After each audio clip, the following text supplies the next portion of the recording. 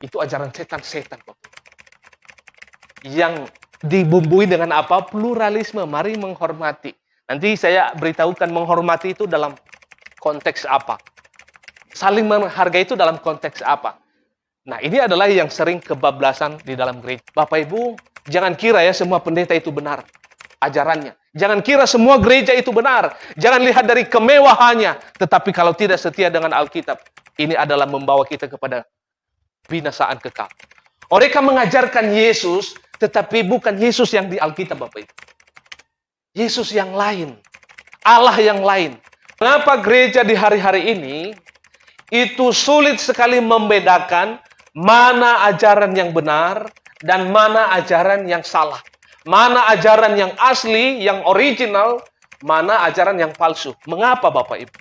Mengapa gereja atau kita orang-orang percaya, kita jemaat-jemaat Tuhan, sering sekali kita kebablasan. Kita nggak tahu bahwa ini ajaran salah, ini ajaran benar. Mengapa Bapak Ibu? Apa kira-kira yang menjadi persoalan masalahnya? Roh Kudus adalah pribadi ketiga dari Allah Tritunggal yang sudah Tuhan utus 2000 tahun yang lalu bagi kami, yang terus menemani kami sampai hari ini. Tak kala kami jatuh di dalam dosa, maka Roh Kudus akan mengingatkan kami, menginsafkan kami, membuat kami bertobat, dan pada akhirnya kami kembali kepada Allah. Terima kasih Tuhan, kami sungguh bersyukur untuk karya Roh Kudus yang sudah Tuhan taruh di dalam hati kami, sehingga Ia terus bekerja akan mengingatkan kami akan dosa-dosa kami yang kami lakukan setiap harinya. Terima kasih Tuhan, berkati pemberitaan firman pagi ini, sehingga nama-Mu dipermuliakan, dan kami semua boleh diberkati. Dalam nama Yesus, kami berdoa dan bersyukur.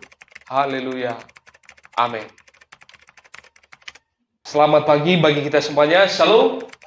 Sekali lagi Bapak Ibu, shalom. Ya, puji Tuhan, pagi ini kita akan belajar bersama-sama firman Tuhan. Minggu ini adalah Minggu Pentakosta. Bapak Ibu masih ingat apa artinya itu? Yaitu hari tercurahnya Roh Kudus.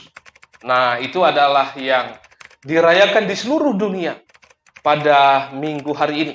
Baik, Bapak Tuhan, saya sudah sediakan tema yang masuk kita di seri yang kedua, yaitu tentang pluralisme yang ada di dalam gereja. Nah, Bapak Ibu, tema lengkapnya di sini, Bapak Ibu. Nah, ini tema lengkapnya, Bapak Ibu. Ya, pluralisme yang kebablasan di dalam gereja. Nah, Bapak Ibu, minggu yang lalu saya sudah menjelaskan apa itu pluralisme. Masih ingat, Bapak Ibu, apa itu pluralisme? Pluralisme artinya adalah satu paham yang menerima perbedaan. Nah, itu diterima Bapak Ibu ya, pluralisme. Nah, ini adalah suatu keberagaman yang diterima atau mengakui ya keberagaman atau perbedaan itu. Nah, Bapak Tuhan, kita akan melihat secara bersama-sama nanti apa maksudnya pluralisme yang sudah kebablasan di dalam gereja. Nah, artinya ini sudah melewati batas lagi, sudah kebablasan di dalam gereja. Nah, oleh karena itu Bapak Ibu, saya ajak kita baca firman Tuhan terlebih dahulu.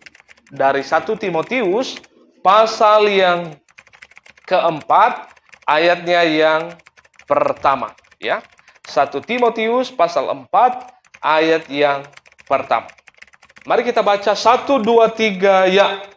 Tetapi Roh dengan tegas mengatakan bahwa di waktu-waktu kemudian ada orang yang akan murtad, lalu mengikuti roh-roh penyesat dan ajaran setan-setan. Sekali lagi yuk Bapak Ibu, lebih semangat yuk. 1, 2, 3, ya. Tetapi Roh dengan tegas mengatakan bahwa di waktu-waktu kemudian ada orang yang akan murtad, lalu mengikuti roh-roh penyesat dan ajaran setan-setan. Oke, baik. Sedemikian jauh pembacaan kita pada pagi hari ini. Kita yang diberkati, yang telah membaca dan melakukan nanti firman yang akan kita bahas bersama-sama pada pagi hari ini. Nah, Bapak Ibu, mengapa gereja di hari-hari ini itu sulit sekali membedakan mana ajaran yang benar dan mana ajaran yang salah. Mana ajaran yang asli, yang original, mana ajaran yang palsu. Mengapa Bapak Ibu? Mengapa gereja atau kita orang-orang percaya, kita jemaat-jemaat Tuhan, sering sekali kita kebablasan. Kita nggak tahu bahwa ini ajaran salah, ini ajaran benar. Mengapa Bapak Ibu? Apa kira-kira yang menjadi persoalan masalahnya? Mengapa sering sekali kita mengatakan, oh semua agama sama. Nanti saya akan buktikan beberapa video, saya tunjukkan kepada Bapak Ibu, bahwa bukan saja hanya jemaat itu kebablasan, kenal pun dalam hal ini. Bapak Ibu, alatnya. Bapak Ibu pernah sekali saya berikan satu ilustrasi kita semua. Kalau uang itu uang palsu, apa yang menjadi dasar kita supaya kita tahu bahwa itu uang palsu? Dari mana kita tahu?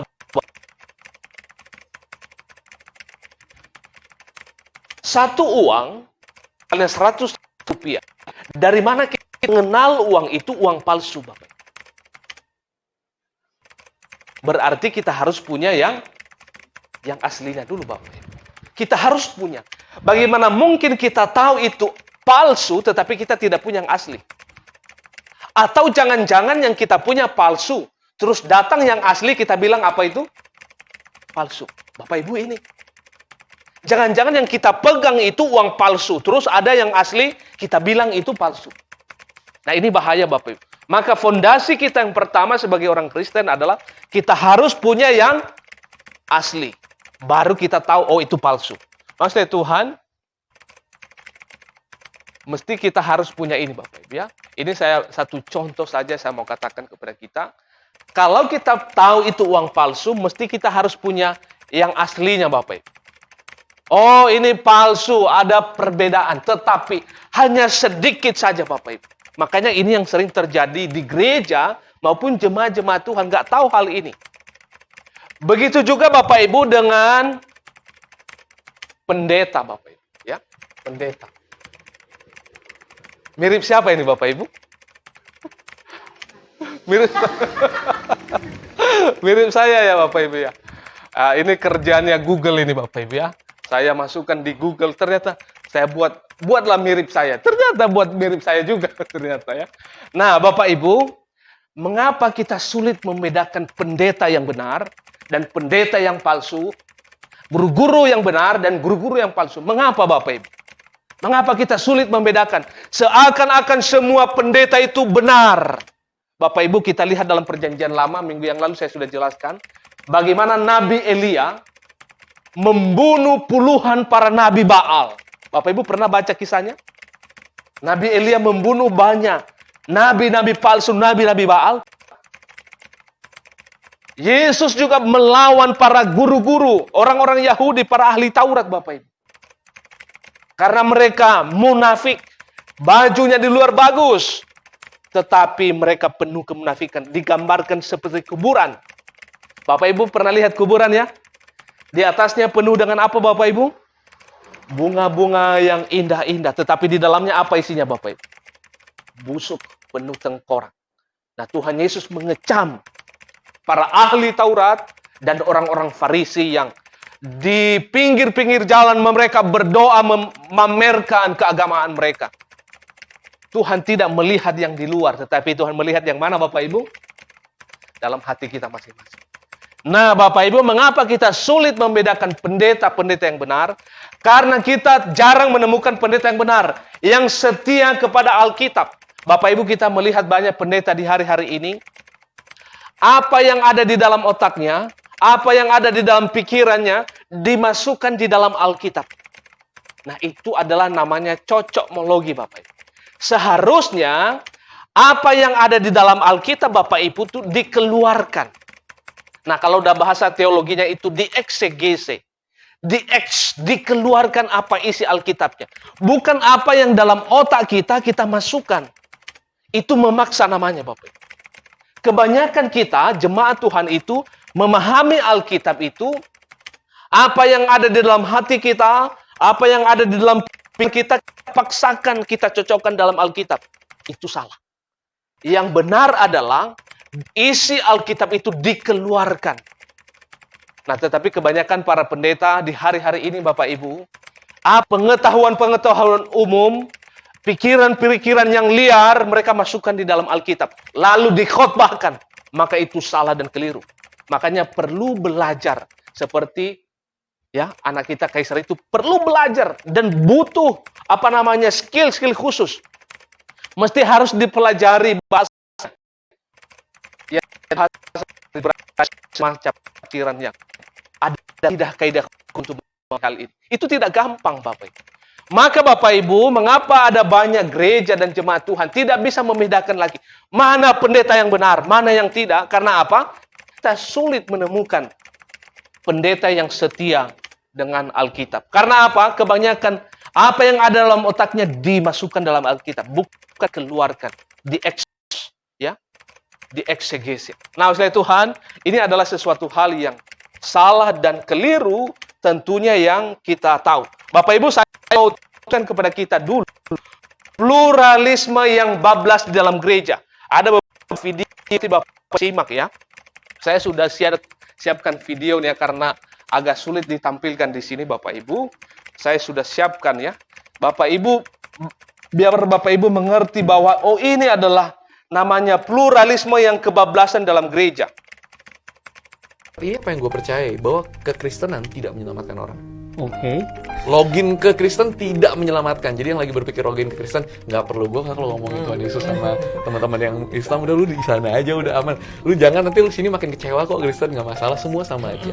Gua nggak percaya surga dan neraka. Setidaknya, tidak seperti yang kita gambarkan selama ini. Hidup dalam Tuhan, apapun agamanya, ketika hidup dalam Yesus, maka itu adalah jalan untuk menuju ke surga. Hidup dalam Tuhan, apapun agamanya, ketika hidup dalam Yesus, maka itu adalah jalan untuk menuju ke surga. Nah, sebenarnya sekali lagi ya, kekristenan tidak menyelamatkan. Jadi intinya bahwa semuanya itu menuju ke sama, cuman kembali penafsirannya. Pak Pendeta, kalau semuanya sama, Pak Pendeta percaya sama, kenapa nggak Pendeta masuk ke Islam aja Pak Pendeta? Kan sama.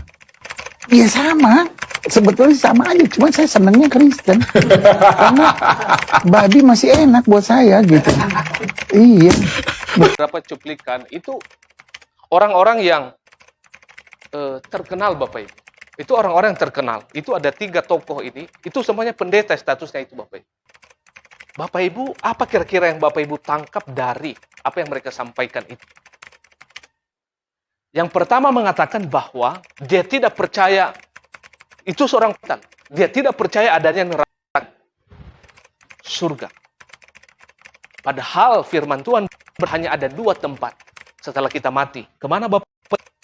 Surga dan neraka. Yang berikutnya dia katakan bahwa kekristenan itu tidak menyelamatkan. Apa artinya Kristen itu yang pernah saya jelaskan Bapak Ibu? Nah, ini adalah luas. Kekristenan tidak menyelamatkan katanya. Terakhir tadi dikatakan, semuanya agama ke satu. Benarkan demikian? Kristen menyembah Yahweh, Allah yang disembah oleh Abraham, Ishak dan Yakut. Juga sama yang disembah oleh agama Hindu, Buddha, Konghucu, Islam? Apakah sama yang disembah oleh Allah Israel? Yang kita sembah sampai hari ini? Di mana samanya katanya? Bapak Ibu, ini adalah yang saya maksud adalah pluralisme yang kebablasan di dalam gereja. Dan ini sudah ditonton jutaan orang, Bapak Ibu. Ada banyak barangkali jemaat Tuhan yang bingung. Oh, mungkin benar. Bapak Ibu, jangan kira ya semua pendeta itu benar ajarannya. Jangan kira semua gereja itu benar. Jangan lihat dari kemewahannya. Tetapi kalau tidak setia dengan Alkitab, ini adalah membawa kita kepada kebinasaan kekal. Oleh karena itu Bapak Ibu, perlu kita berhati-hati dan waspada dalam hal ini. Maka ini adalah yang terjadi Bapak Ibu di tengah-tengah gereja, ya. Pluralisme yang kebablasan di dalam gereja. Maka oleh karena itu kita perlu berhati-hati. Maka yang pertama Bapak Ibu yang terjadi di dalam gereja itu adalah yang ini Bapak. Mari kita baca bersama-sama yuk. 1, 2, 3 ya. Gereja kebablasan memasuki era setiap zaman, terutama di era postmodern. Postmodern itu artinya yang kita sekarang hidupi ini Bapak. Disebut postmodern. Artinya ada banyak lagi hamba-hamba Tuhan, gereja-gereja sudah tidak setia lagi kepada kebenaran. Mereka mengajarkan Yesus, tetapi bukan Yesus yang Alkitab, Bapak Ibu. Yesus yang lain. Allah yang lain. Mereka anggap Allah itu hanya penyayang. Hanya Allah itu yang mereka kenal, Allah kasih, Allah penyayang. Mereka lupa bahwa Allah itu juga apa? Adil, menghakimi setiap orang tidak sungguh-sungguh percaya kepadanya. Kebanyakan orang hanya mengenal Allah setengah-setengah. Nah, itu adalah satu hal kekeliruan dan kekecauan di dalam gereja postmodern yang kita kenal di hari-hari ini. Maka oleh karena itu saya ajak kita kembali kepada Alkitab. Amin.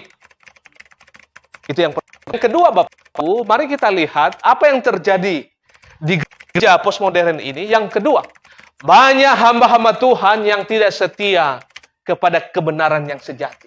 Seperti yang saya sebut, Bapak Ibu ya. Ada 3 orang itu tokoh. Followersnya itu Bapak Ibu jutaan. Followersnya banyak sekali itu. Mereka viewsnya itu kalau ditonton orang itu jutaan, Bapak Ibu. Bayangkan berapa banyak orang tersesat. Banyak orang mereka pengaruhi dengan statement ajaran-ajaran keliru. Berapa banyak orang, karena apa? Apa yang ada di dalam otak mereka kira masuk dalam ini. Seharusnya di Alkitab itu dikeluarkan, di-expose isi Alkitab itu. Bukan apa yang ada dalam otak kita, kita cocok-cocokkan. Itu adalah kesalahan. Maka inilah yang terjadi Bapak Ibu. Banyak hamba Tuhan yang tidak setia kepada kebenaran yang sejati. Mesti kita juga Bapak Ibu, jemaat-jemaat Tuhan, doakan hamba-hamba Tuhannya. Ya, supaya apa? Supaya kita sama-sama setia kepada kebenaran. Amin. Nah, ini adalah yang penting. Yang berikut Bapak Ibu, yang ketiga, mari kita baca. Penting sekali. Yang ketiga. Yuk, 1, 2, 3, ya. Gereja sulit mendeteksi ajaran sesat karena tidak setia kepada ajaran Alkitab. Bapak Ibu, lagi-lagi tadi saya katakan, dan kita tahu itu kalau palsu, kita pegang yang aslinya. Dari mana kita, kalau itu ajaran Kristen yang salah, kita pemahaman pengertian yang benar. Mana kita akan di dalam gereja yang berperan posisi hamba Tuhan. Tetapi kenapa gereja sulit mendeteksi ini? Karena ini yang naik mimbar, yang mimbar pernah belajar sungguh-sungguh. Ya asal ngomong begitu ya, tanpa dipersiapkan, tanpa kaidah itu, asal ngomong saja. Oh begitu, akhirnya gereja bisa mendeteksi bahwa ini Tuhan itu berbodohin. Kita ini masuk zaman yang canggih di hari ini. Saya lihat ya, kemajuan sekarang ini, robot itu sekarang ini mau menggantikan hampir posisi manusia mungkin beberapa tahun ke depan. Makanya saya bukan kepada anak muda ini ya, harus lebih hebat. Apa semua itu tunjukkan. Kalau enggak ketinggalan kita Bapak. Di zaman yang canggih begitu, canggih di hari-hari ini. Tuhan, gereja sulit mendeteksi ajaran sesat karena apa? Tidak setia kepada ajaran Alkitab. Gereja ini Bapak Ibu, sungguh-sungguh secara pribadi saya sungguh-sungguh untuk mau setia apa yang dikatakan oleh Alkitab. Dan saya berharap bahwa kita juga semua jemaat Tuhan ya. Amin. Oke, Bapak Ibu, mari kita masuk dalam teks pembacaan kita. Nah, ini adalah sentral kita. Tetapi Roh dengan tegas mengatakan bahwa di waktu-waktu kemudian ada orang yang akan murtad lalu mengikuti roh-roh penyesat dan ajaran setan-setan. Ada 2 hal Bapak Ibu yang akan kita pelajari dalam hal ini. Yang pertama, yang perlu kita ketahui bahwa tantangan zaman atau gereja modern yang pertama, ya ma? Kudus sudah membuka bahwa orang akan menyangkamanya kepada Bapak Paulus menulis ini siapa disebut di sana? Timotius. Dan itu diajarkan di gereja di Efesus. Rasul Paulus di zamannya tidak ada ajaran sesat. Maka teks yang telah kita baca tadi itu diberitahukan kepada Rasul Paulus bahwa akan ada penyelewengan yang akan masuk ke dalam gereja. Makanya dikatakan di sini, Roh Kudus memberitahukan sejak awal bahwa ada orang-orang yang akan menyangkal imannya kepada Yesus. Masih relevankah? Apakah ada orang-orang menyangkal imannya, Bapak Ibu? Bapak Ibu sudah dengar berita yang viral sekarang ini, yang suka menghujat kekristenan? Dengar kabar sudah dipanggil Tuhan. Dengar kabar itu Bapak Ibu? Lihat beritanya. Ya, Yahya Waloni, ya, yang berkoar-koar menghina kekristenan. Kalau Yesus Tuhan itu, cabutlah nyawa saya, begitu kan? Beberapa tahun kemudian dicabut juga ya. Dikira dia lebih hebat daripada Tuhan.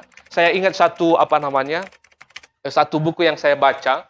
Di waktu-waktu awal ada seorang raja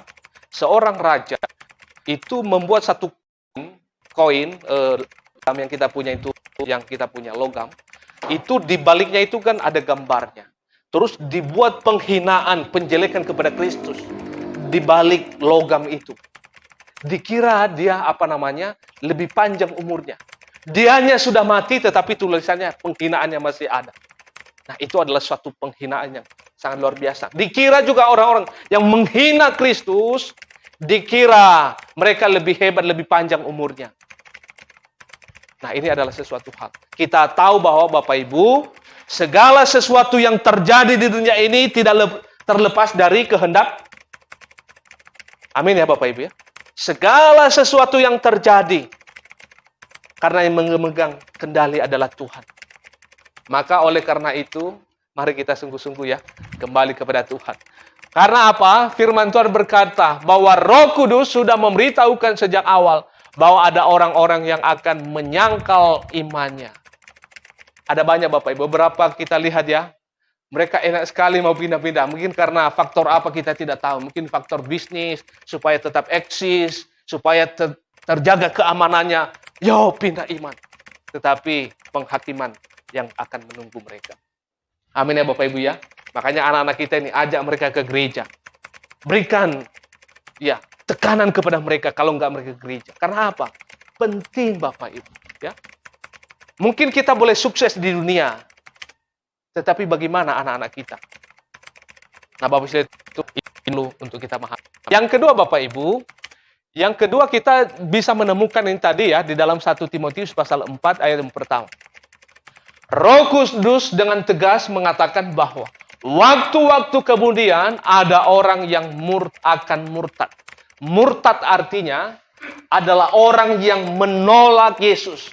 Orang yang meninggalkan imannya kepada Yesus. Nah, itu yang disebut murtad.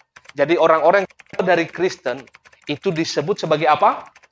Orang-orang yang murtad, yang meninggalkan imannya.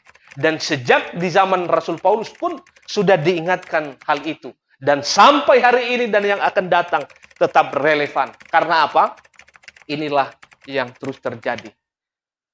Maka saya berharap kita doakan anak-anak kita, keluarga kita supaya apa?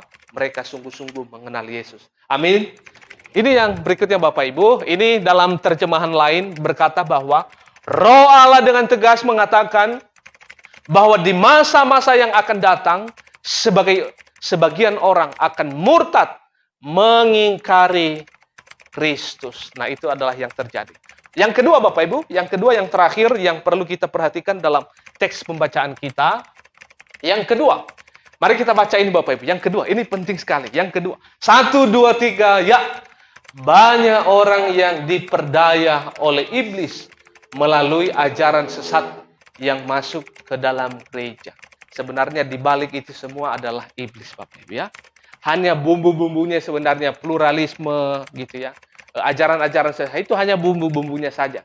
Sebenarnya di balik itu adalah pekerjaan siapa? Karena bapa segala penipu, penjahat adalah siapa? Iblis.